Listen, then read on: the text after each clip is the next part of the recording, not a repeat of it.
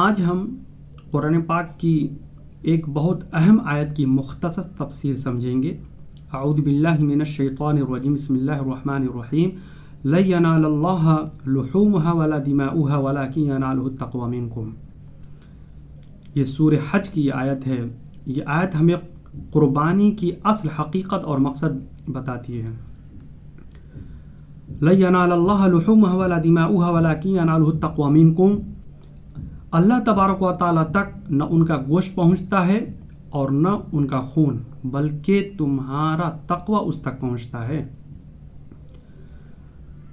اس آیت کی تفسیر امام ابن کثیر لکھتے ہیں اپنی تفسیر میں، اے لیس المقصود لحومها ولا دماءها فإن اللہ غنی عن ذلك وإنما المقصود الاخلاص والتقوی۔ وہ لکھتے ہیں کہ اس کا مطلب یہ ہے کہ اللہ تبارک و تعالیٰ کو ہمارے جانوروں کے گوشت کا یا خون کی ضرورت نہیں ہے، گوشت یا خون کی ضرورت نہیں، بلکہ وہ ہماری نیت، اخلاص اور تقوی کو قبول کرتا ہے۔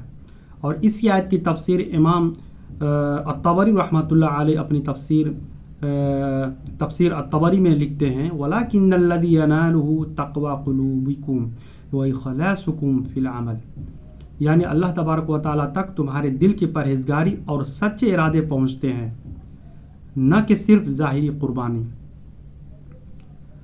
اور اس آیت کی تفسیر امام القرطبی رحمۃ اللہ علیہ اپنی تفسیر القرطبی میں لکھتے ہیں، المقصود تعظیم اللہ والنیت الصالحۃ لا مجرد الذبح۔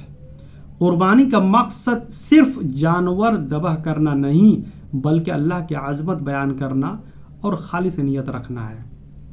اس بات سے یہ پتہ چلتا ہے کہ قربانی صرف رسم نہیں ہے، بلکہ اصل ہے تقوی، نیت، اخلاص۔